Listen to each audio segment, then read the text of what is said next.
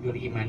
Nah, lalu sepulangnya dari tanah suci Mekah itu, para jamaah Syekh Haji Abdul Iman diberi oleh-oleh dari Sayyid Ali dari tanah suci Mekah, yaitu yang pertama, para jamaah oleh-olehnya ada pedang cis dan baju Re'anta Kusuma atau semacam baju kerajaan yang alhamdulillah sampai saat ini masih ada utuh dijaga, yaitu di Bumi Alit atau di Museum Panjalu, para jamaah. Nah, lalu para jamaah satu lagi oleh-oleh dari tanah suci Mekah yang dibawa Syekh Haji Abdul Iman dalam cerita sejarahnya, yaitu adalah segayung air jam-jam. Nah, lantas kemudian air jam-jam tersebut itu ditumpahkan oleh Syekh Haji Abdul Iman, yaitu di tanah pasir Panjalu ini, sehingga akhirnya menjadi sumber air, dan atas kebesarannya Allah maka jadilah danau Panjalu seperti sekarang ini, para jamaah. Nah, lalu kemudian para jamaah, kalau tadi sebelum masuk ke makom, para jamaah sempat bertemu dengan dua patung harimau atau macan ya para jamaah. Itu tadinya dalam cerita sejarahnya, para jamaah si dua harimau itu adalah dua anak manusia, lelaki sama perempuan, namanya si Kumbang Larang dan si Kumbang Kencana, para jamaah. Nah, dan kenapa mereka berdua itu bisa menjadi harimau, itu karena mereka berdua tidak taat akan perintah ibunya. Nah, jadi dalam cerita sejarahnya para jamaah, yaitu ketika ibunya melarang si Kumbang Larang dan si Kumbang Kencana untuk tidak mandi di Danau Panjalu, dikarenakan dahulunya para jamaah Danau Panjalu itu sangat suci, tidak boleh dipakai mandi, namun hanya boleh digunakan untuk mengambil air minum dan air wudhu saja, para jamaah. Nah, tetapi si Kumbang Larang dan si Kumbang Kencana melawan kepada ibunya. Mereka memaksa mandi di Danau Panjalu hingga akhirnya mereka mandi dan mereka pun berubah menjadi harimau, para jamaah.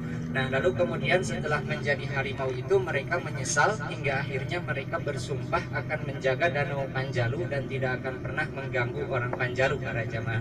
Nah, lalu kemudian para jamaah ziarah semuanya, kalau yang tadi di makom, yang tadi di tengah-tengah danau, mungkin para jamaah semua sudah tahu ya namanya, yaitu yang tadi di makom itu para jamaah namanya adalah Raden Adipati Haryang Kencana, para jamaah. Sekali lagi, yang tadi di makom itu namanya adalah Raden Adipati Haryang Kencana. Nah, Raden Adipati Haryang Kencana itu para jamaah adalah putranya dari Sang Hyang Prabu Porosmora atau Syekh Haji Abdul Iman, para jamaah. Dan Raden Adipati Haryang Kencana juga adalah sekaligus penerus kerajaan Islam pertama, yaitu di tanah Panjalu ini, para jamaah.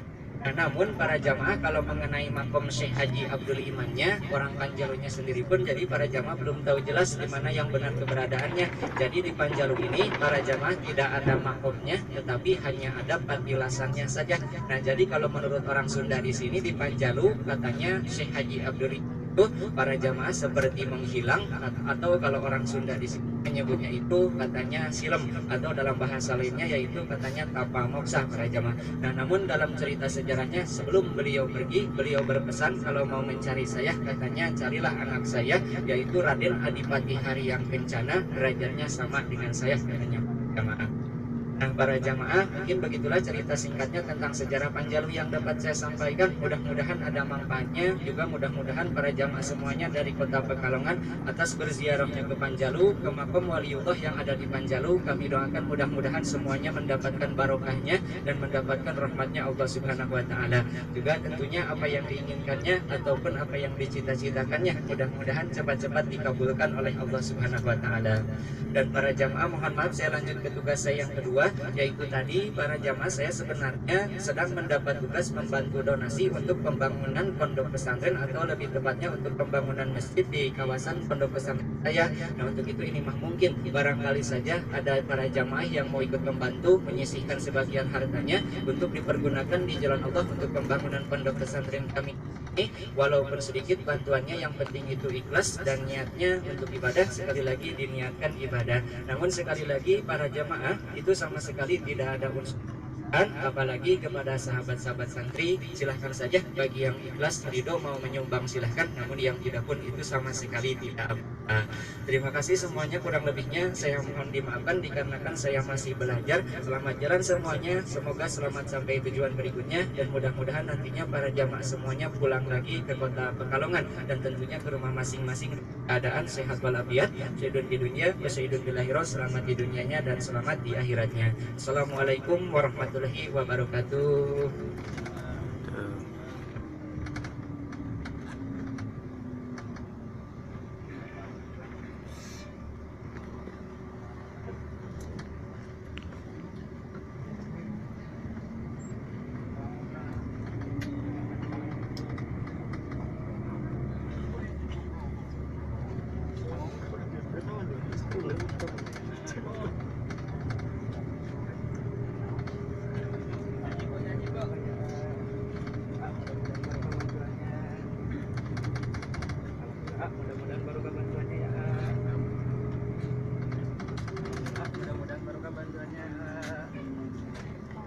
Mudah-mudahan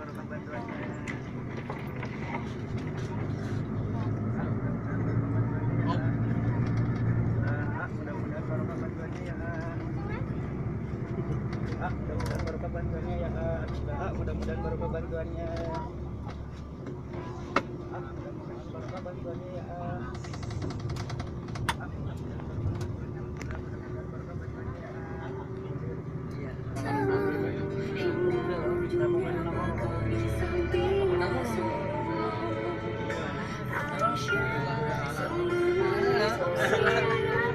Gimana sih?